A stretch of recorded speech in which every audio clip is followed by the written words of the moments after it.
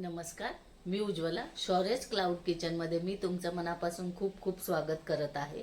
आज मी तुम्हाला भाजीची एक रेसिपी दाखवणार आहे. दुधी भोपळ्याची सुक्की भाजी, टिफिनला देता येण्यासारखी अशी. चला तर मग रेसिपीला सुरुवात करूया. हे बघा, इथं मी एक दुधी भोपळा पूर्ण घेतलेला आहे.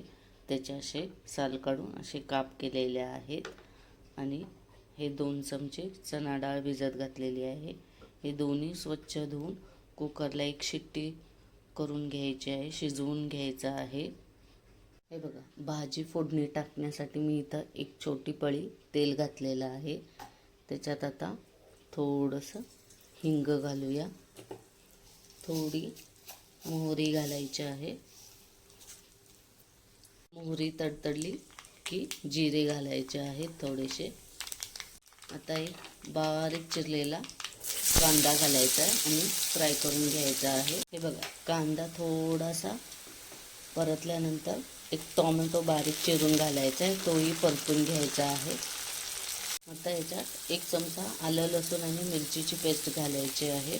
बघा, सगळं परतल्यानंतर त्याच्यात हे मसाले घालायचे आहेत. हे आहे घरची लाल तिखट आहे, मीठ, हळद आणि गरम मसाला. ह्याच्यात कुकरला लावलेला हा दुधी भोपळा आणि चणा डाळ घालून परतून घ्यायचं आहे. आता ह्याच्यात थोडंसं गरम पाणी ओतायचं आहे.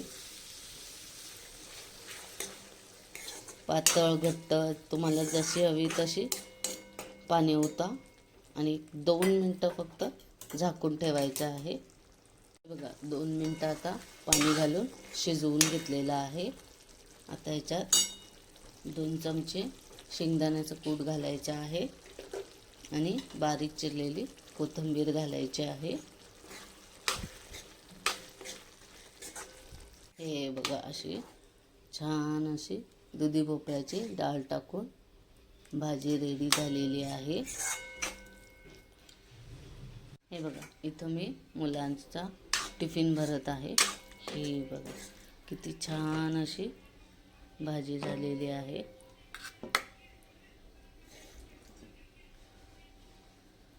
हे बघा, आणि ह्या भाजीसोबत खाण्यासाठी या आहेत चपात्या.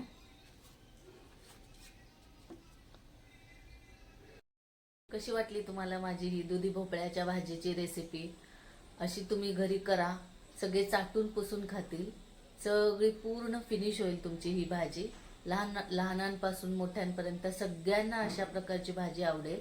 तर तुम्ही ही भाजीची रेसिपी नक्की करून बघा आणि मला कमेंटमध्ये नक्की कळवा. हा व्हिडिओ शेवटपर्यंत बघितल्याबद्दल मनापासून खूप खूप धन्यवाद. हा व्हिडिओ आवडला असेल तर लाईक, शेअर आणि सबस्क्राईब करायला विसरू नका. अशाच नवनवीन रेसिपीज मी घेऊन येत जाईन. तर शौर्यस क्लाउड किचनला नेहमी व्हिजिट द्या. तुम्हाला माझे व्हिडिओज, माझ्या रेसिपीज जर आवडत असतील तर तुम्ही तुमच्या फ्रेंड सर्कलमध्ये आणि रिलेटिव्हजमध्ये माझे व्हिडिओ शेअर करू शकता. आशीर्वाद माझ्या शौर्यस क्लाउड किचनला राहू दे. चला तर मग पुन्हा भेटूया एका नवीन रेसिपी सहित, एका नवीन व्हिडिओ सहित. तोपर्यंत बघत राहा शौर्यस क्लाउड किचन. धन्यवाद.